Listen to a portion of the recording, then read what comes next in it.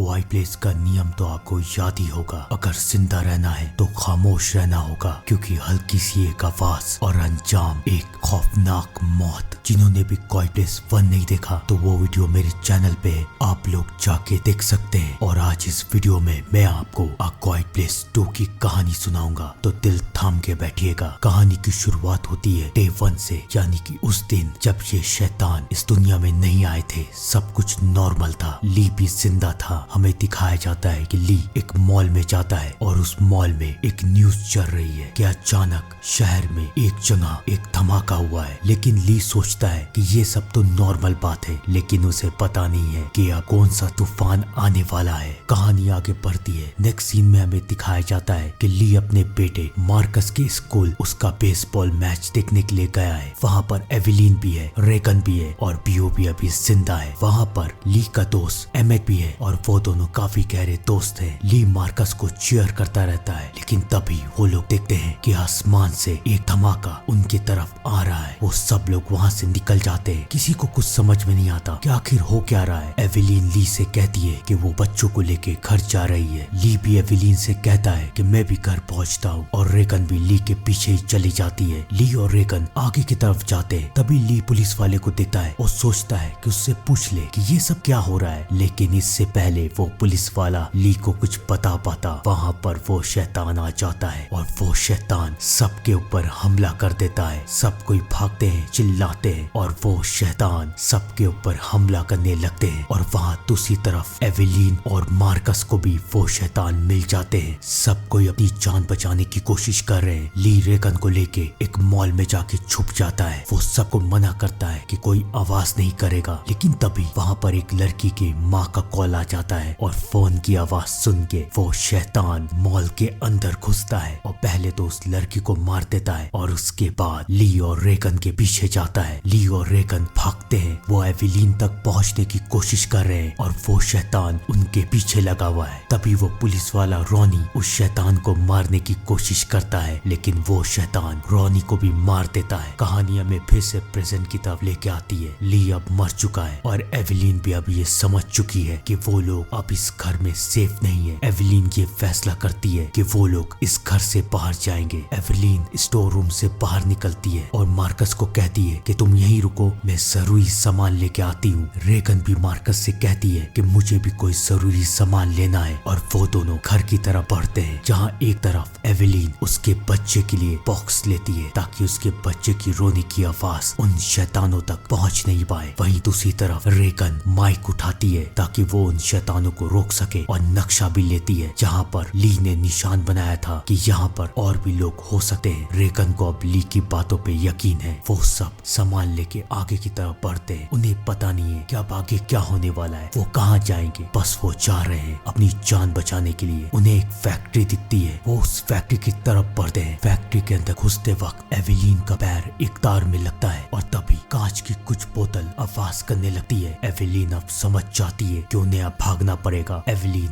Marcus और Reagan भागते हैं, लेकिन वो ये नहीं जानते कि कोई उन्हें देख रहा है। भागते वक्त अचानक मार्कस का पैर एक ट्रैप में फंस जाता है और दर्द के मारे मार्कस चिल्लाता है। एवेलिन मार्कस को शांत करने की कोशिश करती है, लेकिन अब बहुत देर हो चुकी है। उस शैतान ने मार्कस की आवाज सुन ली है। वो मार्कस की तरफ बढ़ता है और अब रेगन भी तैयार है। रेगन अपनी कान की मशीन माइक में लगाती है और एवेलिन उस शैतान को मार देती है। ये सब कोई और भी देख रहा है और वो हैरान है कि कैसे ये लोग उस शैतान को मार पा रहे हैं। गोली की आवाज अब हो चुकी है और अब बाकी शैतान भी यहीं आ रहे हैं। एवेलिन अपने बच्चों को लेके फैक्ट्री के अंदर भागती है और वो शैतान उनके पीछे है। तभी अचानक वही आदमी आ जाता है जो एवेलिन पे नजर रख रहा था। वो एवेलिन को चुप रहने के लिए कहता है। वो एवेलिन, मार्कस और रेगन को लेके टनल के अंदर चला जाता है। टनल के अंदर पहुंचने के बाद वो इंसान एवेलिन से कहता है कि तुम लोग यहाँ ज्यादा देर तक रुक नहीं सकते, यहाँ पानी भी नहीं है, यहाँ खाना भी नहीं है। एवेलिन उसे पहचानने की कोशिश कर रही है। एवेलिन उससे कहती है कि अपना चेहरा दिखाओ, लेकिन वो आदमी मानता नहीं है। एवेलिन उसे पहचान चुकी है कि वो और कोई नहीं बल्कि ली का पुराना दोस्त एमेट है। एवेलिन एमेट से कहती है कि मुझे यहाँ रुकने दो, लेकिन एमेट तैयार नहीं है, वो मना कर रहा है। तब एवेलिन उसे बताती है कि मैं अभी अभी माँ बनी हूँ, मेरी मदद करो। तब एमेट मान जाता है। कहानी आगे बढ़ती है। एवेलिन एमेट से पूछती है कि तुम्हारी बीवी बीवी और बच्चे कहाँ हैं? एमेट बताता है कि मेरे बच्चे तो उसी दिन मर गए थे, लेकिन मेरी बीवी 11 हफ्ते पहले मरी है। वो बीमार हो गई थी और मैं उसका इलाज नहीं कर पाया और वो मर गई। एवेलिन भी एमेट को ली के बारे में बताती है कि ली भी अब मर चुका है। उसी वक्त रेगन मार्कस के कान में हेडफोन लगा देती है ताकि मार्कस गाने सुनते हुए शांत रहे, लेकिन उसे पता नहीं था कि उसने क्या कर दिया है। अचानक हेडफोन में रेडियो का गाना बजने लगता है। मार्कस एवेलिन और रेगन को ये बात बताता है। रेगन ये समझ जाती है कि कोई उन्हें इशारा कर रहा है, लेकिन एमेट ये मानने को तैयार ही नहीं है। एमेट कहता है कि ये गाना तो हमेशा से बजता रहता है, कोई अब नहीं बाकी है, कोई अब जिंदा नहीं है। रेगन को एमेट की बात सुन के गुस्सा आ जाता है। वो कहती है कि उसके पापा ली को ये यकीन था कि कोई ना कोई तो जिंदा है और मुझे भी अपने पापा पे यकीन है। एमेट कहता है कि ये तुम्हारे और तुम्हारे पापा की गलतफहमी है और उसके बाद एमेट उन्हें कहता है कि तुम लोग कल सुबह यहाँ से चले जाओ। कहानी आगे बढ़ती है। रात में रेगन मार्कस को उठाती है और उसे ये बताती है कि उसने पता कर लिया है कि ये गाना कौन से रेडियो स्टेशन से बज रहा है। ये रेडियो स्टेशन आइलैंड के पार है। अगर हम वहाँ तक पहुँच जाए तो हम सबको बचा सकते हैं। अगर मैं अपनी कान की मशीन रेडियो में बचाऊं तो फिर वो मॉन्स्टर हमारा कुछ नहीं बिगाड़ पाएंगे, फिर वो लोग कमजोर हो जाएंगे। रेगन कहती है कि मैं रेलवे ट्रैक का पीछा करूंगी, वहाँ पर मुझे बोट मिलेगी और बोट से मैं उस आइलैंड में जाऊंगी। मार्कस रेगन से मना करता है, कहता है मत जाओ, मैं माँ को बता दूंगा। लेकिन रेगन कहाँ सुनने वाली थी। अगली सुबह में ये देखने को मिलता है कि रेगन अब जा चुकी है। वो रेलवे ट्रैक का पीछा करते हुए बोट की तरफ जा रही है और वहाँ दूसरी तरफ टनल में एवेलिन एमेट से कहती है कि तुम्हें रेगन को बचाना होगा। एमेट तैयार नहीं होता तो एवेलिन कहती है कि तुम ली के दोस्त थे और तुम्हें अपनी दोस्ती का फर्ज निभाना पड़ेगा। एमेट तैयार हो जाता है। नेक्स्ट सीन में हमें दिखाया जाता है कि रेगन ट्रेन के अंदर पहुंच चुकी है। वो ट्रेन के अंदर फर्स्ट एड किट लेने की कोशिश कर रही है कि तभी एक कंकाल उसके हाथ में गिर जाता है और रेगन घबरा के गिर जाती है और अब आवाज हो चुकी है और वो शैतान ट्रेन के अंदर आ चुका है रेगन को मारने के लिए। रेगन अपनी कान की मशीन माइक पे लगाती है। वो शैतान तड़पने लगता है लेकिन रेगन उसे मार नहीं पाती। वो शैतान धीरे धीरे रेगन की तरफ बढ़ रहा है कि तभी वहाँ पर एमेट आ जाता है और एमेट उस शैतान को मार देता है। एमेट रेगन को लेके वहाँ से भागता है और एक रेस्टोरेंट के अंदर चला जाता है। वो रेगन को समझाता है कि गोली की आवाज हो चुकी है और अब बाकी शैतान भी बाहर आ चुके होंगे। जब तक वो जाएंगे नहीं तब तक वो यहाँ रेस्टोरेंट में रुकेंगे और उसके बाद यहाँ से वो डायरेक्ट घर जाएंगे। रेगन एमेट को समझाने की कोशिश करती है कि हमें आइलैंड में जाना चाहिए, लेकिन एमेट मना करता है। तब रेगन उससे कहती है कि आपने कहा था कि आप अपनी बीवी को नहीं बचा पाए, लेकिन अब आप हम लोगों को बचा सकते हैं। एमेट को कुछ समझ में नहीं आ रहा कि वो क्या करे। नेक्स्ट सीन में हमें दिखाया जाता है कि सुबह जब रेगन की आंख खुलती है तो वो ये देखती है कि ना तो उसके पास उसकी कान की मशीन है, ना उसका माइक है और ना कहीं एमेट है। उसे ऐसा लगता है कि शायद एमेट सब कुछ लेके भाग चुका है, लेकिन वो गलत है। एमेट ने फैसला कर लिया है कि वो रेगन का साथ देगा। वो रेगन को बताता है कि मुझे बोट मिल चुकी है और वहाँ दूसरी तरफ एवेलिन टनल से बाहर निकलती है। एवेलिन को बाहर जाता हुआ देख के मार्कस उसे रोकता है। एवेलिन मार्कस को समझाती है कि मुझे तुम्हारी दवाई लेने के लिए और कुछ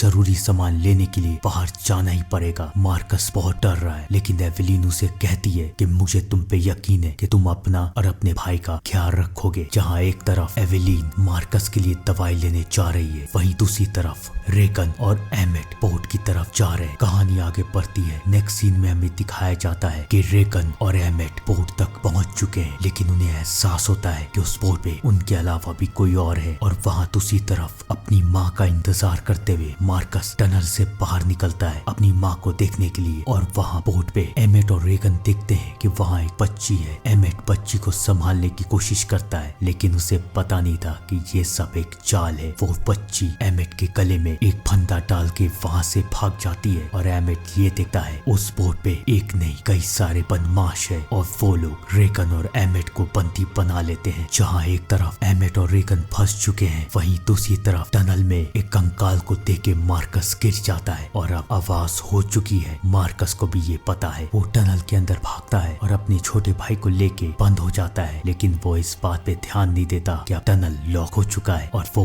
अंदर फंस चुका है। वहाँ दूसरी तरफ घर लौटते हुए एवेलिन ये देखती है कि वो शैतान अब फैक्ट्री के अंदर पहुंच चुका है। एवेलिन अंदर की तरफ जाती है और समझ जाती है कि वो शैतान उसके बेटे मार्कस के पीछे गया है और अंदर मार्कस का दम घुट रहा है, वो कभी भी मर सकता है। एवेलिन गोली चलाती है और वो शैतान गोली की आवाज सुन के बाहर एवेलिन की तरफ आता है। एवेलिन सबसे पहले तो उसे जलाने की कोशिश करती है, लेकिन वो शैतान जल के भी नहीं मरता। तब वो ऊपर पानी खोल देती है और पानी की आवाज सुन के शैतान इधर उधर दिखने लगता है और एवेलिन को मौका मिल जाता है अंदर जाने का। जहाँ एक तरफ एवेलिन मार्कस को बचाने की कोशिश कर रही है, वहीं दूसरी तरफ बोट पे एमेट रेगन को इशारा करता है कि पानी में कूद जाओ। रेगन पानी में कूद जाती है और एमेट उन चोरों के लीडर को बंदी बना लेता है और उसके पैर में चाकू मार देता है। वो चिल्लाता है और अब सारे के सारे शैतान वहाँ पर आ चुके हैं। वो एक एक करके सारे चोरों को मार देते हैं और वहाँ दूसरी तरफ फैक्ट्री में एवेलिन मार्कस को बचा लेती है, लेकिन अब वो शैतान उसी फैक्ट्री में और एवेलिन, मार्कस और उनका छोटा भाई टनल के अंदर बंद है। उन्हें कुछ समझ में नहीं आ रहा कि वो क्या करे। नेक्स्ट सीन में हमें दिखाया जाता है कि एमेट अब नदी में डूब रहा है और वो शैतान चारों तरफ है, लेकिन अब वो ध्यान देता है कि ये शैतान पानी पे तैर नहीं सकते, यानी इनकी एक और कमजोरी उन्हें पता चल जाती है। और उसी वक्त वहाँ पर रेगन बोट लेके आ जाती है और वो दोनों बोट से उस आइलैंड की तरफ जा रहे जो उनकी आखिरी उम्मीद है। कहानी आगे बढ़ती है। वो लोग आइलैंड में पहुंचते हैं और आइलैंड में पहुंच के एमेट चौंक जाता है, क्योंकि वो देखता है कि वहाँ पर एक नहीं बहुत सारे इंसान है और वो खुशी खुशी वहाँ पर रह रहे हैं। उन सब का लीडर एमेट को ये बताता है कि हम लोग ही रेडियो पे वो गाना भेजते थे ताकि कोई उस गाने को ट्रैक करके यहाँ तक पहुँच सके। जब हमें पता चला कि वो शैतान पानी में तैर के यहाँ तक नहीं आ सकते, तब हम सब यहाँ पर आ गए थे। तब वो इंसान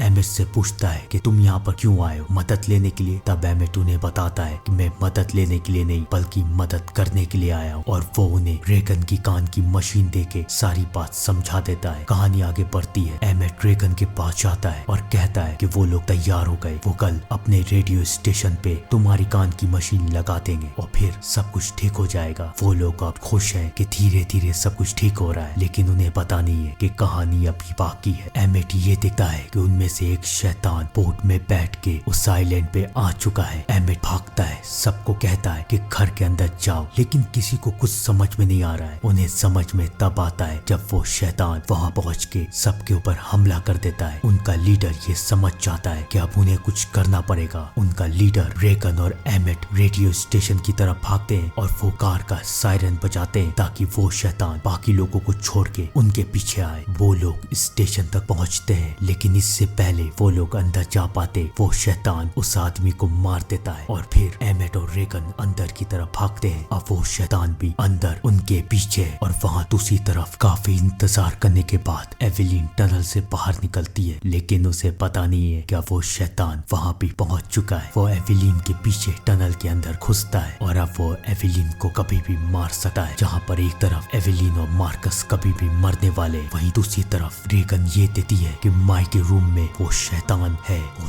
धीरे धीरे करके माइक रूम में पहुंचती है, लेकिन तभी वो शैतान उसके पीछे जाता है। एमेट दरवाजा बंद कर देता है और अब वो शैतान एमेट को कभी भी मारने वाला है, लेकिन अब रेगन किसी को मरने नहीं देगी। वो अपनी कान की मशीन उस माइक पे लगा देती है। जैसे ही रेगन अपनी कान की मशीन उस रेडियो पे लगाती है, वहाँ दूसरी तरफ मार्कस के भी हेडफोन पे वो सिग्नल आने लगता है और वो भी समझ आता है कि एवेलिन ने अपना काम कर दिया है। वो भी अपना रेडियो लेके आगे बढ़ता है और एक तरफ मार्कस उस शैतान की तरफ बढ़ रहा है और वहाँ रेडियो में रेगन उस शैतान की तरफ बढ़ रही है और रेगन और मार्कस उन दोनों शैतान को मार देते हैं। यहाँ पर ये जंग खत्म नहीं हुई है, ये जंग तो अभी शुरू हुई है। A Quiet Place के नेक्स्ट पार्ट का उसका वीडियो भी जरूर आएगा। तब तक के लिए thank you and good bye.